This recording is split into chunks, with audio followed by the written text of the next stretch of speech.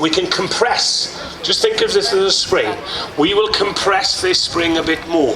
If you compress the spring a little bit more, the tip will travel faster. If the tip will travel faster, the line will travel faster. So you're going to cast that bit further, right? It's a simple basics. Now what happens is if I overload or over compress this rod. Now, what I'm going to ask you a question. Can you see the line in the air, this green line? Is it okay? Can you see it? Yes? Okay, brilliant. Now then, if you watch the line in the air, it's like a U shape. Yeah, and it is unfolding like that, which is great. Main part of the line into the U, and the flies up here. If I over compress or overload this rod, what will happen is that this U shape will turn into a circle up in the air. So I'll do it slowly. There's the U shape, right? Really, really slow this time. U shape. Watch it this time though. You over compress it and you make a circle in the air. Now the result of the circle is maybe the fly hooks into your line. That's brilliant, because you know when it lands on the water, it lands in a big horrible mess and think, oh damn, I've got a tangle, pull it back in, undo it. That's great. If it doesn't land in a big mess and you don't see it, it then goes out onto the water, and what happens? You have this dreaded thing we call the wind knot. And everybody blames the wind for coming along by untying the knot. It's not, it's a knot, over excessive knot, overpower, and there's the knot in the air, there we go, ties up and it ends up like that, right? So, how can we put more compression into this without overloading it? Simple and easy, introduce the left hand into the casting. We start off very easy. Stevie, where are you? Right, okay, just catch this line please. You're no good as a fish. Yeah, and typical wine glass. Just hold it tight, please.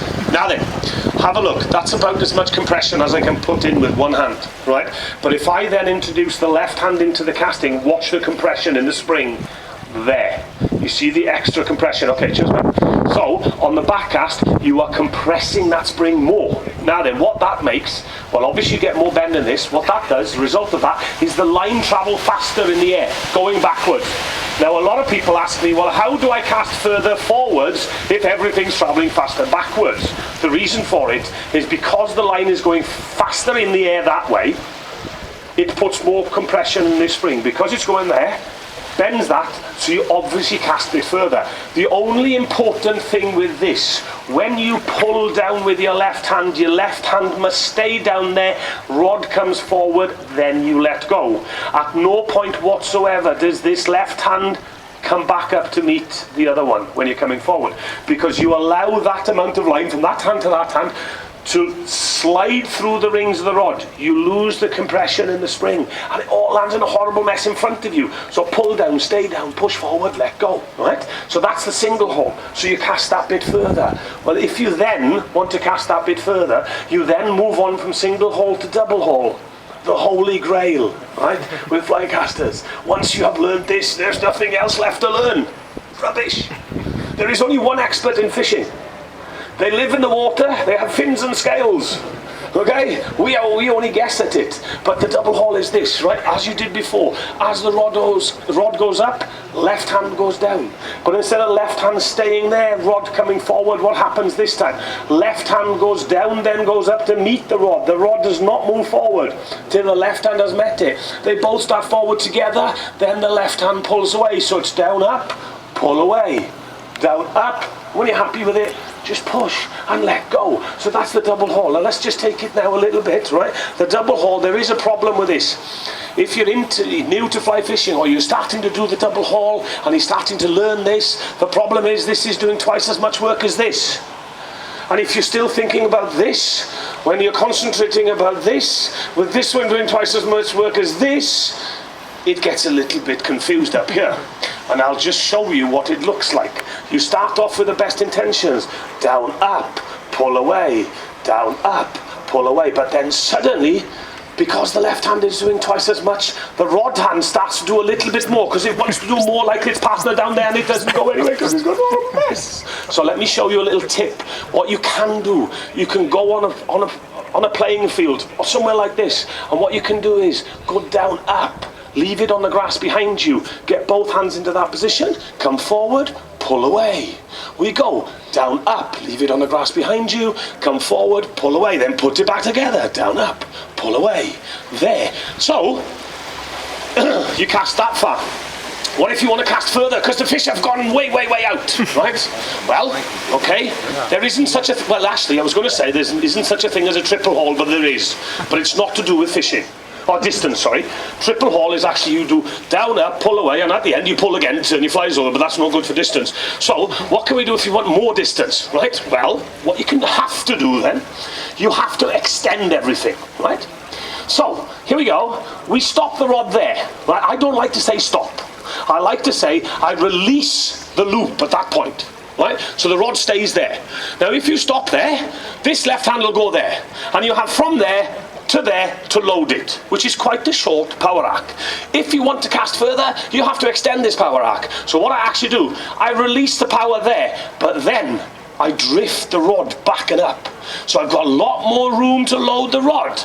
The other thing it does, it releases room. For the left hand would normally go to there, that goes to there, that can go to there. So you've got extra hauling room as well. So here we go, there. Now the very important thing with this, if you watch the bottom of the loop, that rod must not dip below the bottom of the loop. If it does, you catch the grass about 3-4 meters behind you. You must hold the bottom of the loop up. And what you do is this, there, hold it up, there. Hold it up, there. Both hands right up, there. And then deliver, right? Now, whatever distance you cast, 10 meters, 15 meters, 20 meters, I don't care. I am not into this thing that is in fly fishing. You might have, does anybody have an English dictionary at home? If you have an English dictionary, have a look at it, because you won't find this word, but there's a certain word that I've started and I've called it machoism.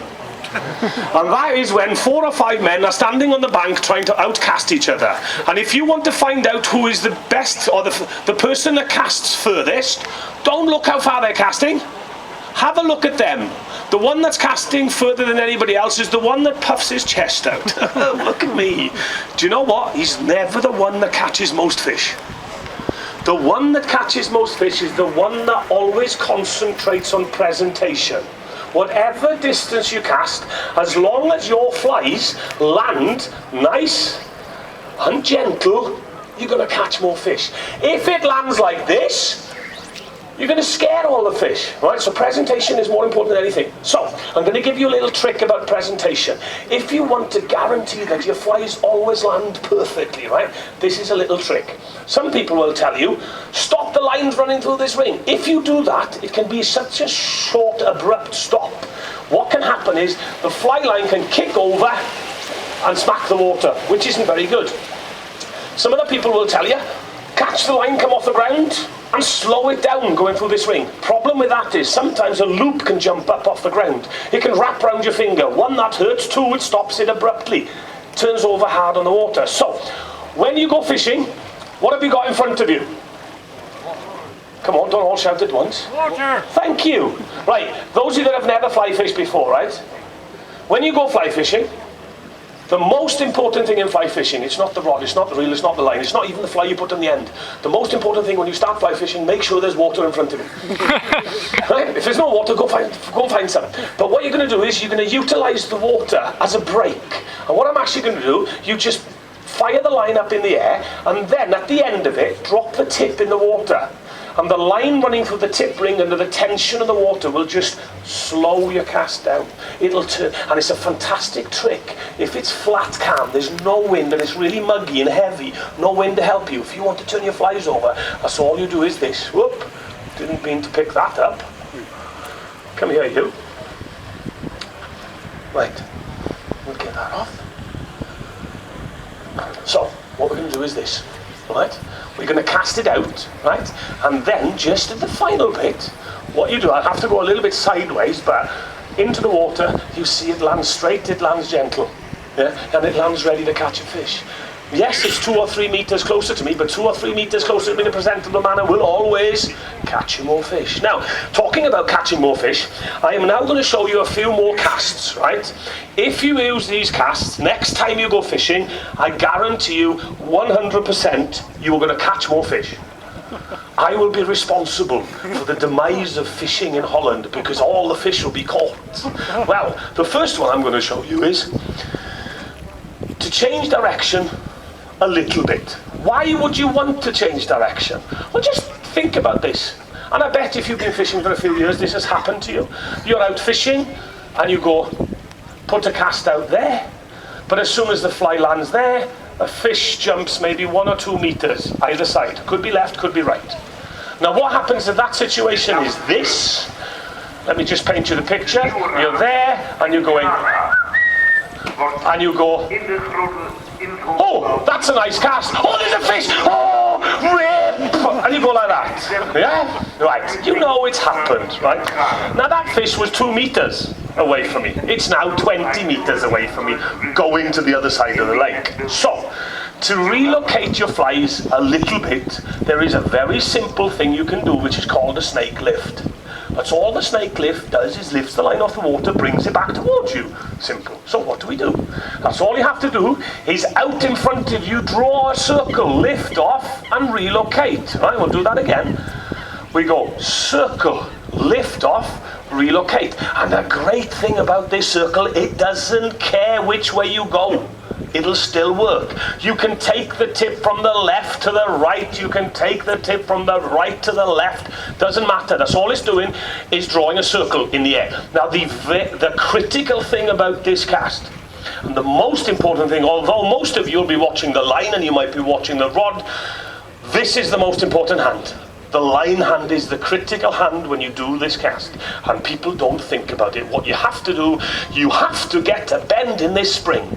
To get a bend in this spring, that line has to be straight. Watch this. If I do a circle, you'll see the line has come back towards me. Now, that line has to be straight before this will load. So what do? Lift, lift, lift, lift, lift. The line is about straight now, but look at the position of the rod. It's already there. If you have to flick from there, where's it going to go? Bang! Down behind you. So, watch the left hand. You have to pull with the left hand to bend the spring. What you do is there, pull! And that's what gives you the bend in the spring. That's what enables the line to go up in the air instead of the grass behind you. There. Haul. There. Right? Haul. Now then, what if the fish are not rising over there, or where maybe 1 or 2 meters to where from your flies are? They are 90 degrees out there. Snake lift is no good. Why? Well, watch. I would do snake lift, I would have to false cast, put it in the trees there. You're all right, I'm not going to do it again, so you're all right. So, and that's a problem, okay? So, and I'll tell you one thing, I don't know if it's the same in Holland as it is in Wales, but trees like fishing flies more than fish do. Yeah? So, and I tell you what, trees, although everybody else that doesn't fish, everybody looks at a tree and go, oh, that's a nice tree, or that's an ugly tree, or whatever.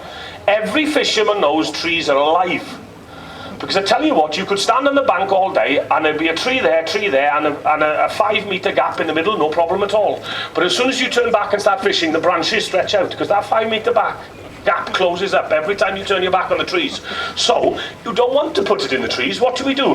Well, we move from a snake lift into a snake roll. That's all we do, is turn our body, come back, draw a circle, lift into the roll cast, and cross it over there. Right? We'll do that again.